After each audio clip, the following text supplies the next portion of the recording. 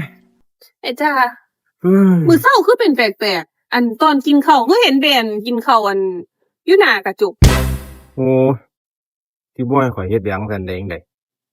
ก็ไปหาหมอ หมอบอกว่าข้อยเป็นเบาหวาน แล้วก็ความดัน มีไขมันมาแทรกพร้อม อืม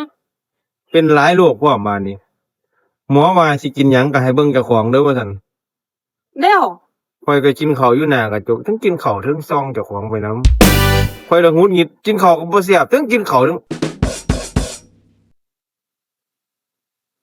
เออมันสิเซายามใดกินคำหนึงอะเอ้า ปึกคักเนาะ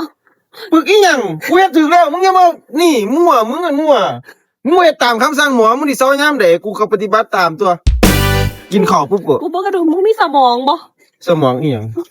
นี่คันปึกกันมึงเป็นมึงบ่เซาดอกกูว่ามึงได้ตายดินมันมึงเป็น ให้เบิ่งเจ้าของ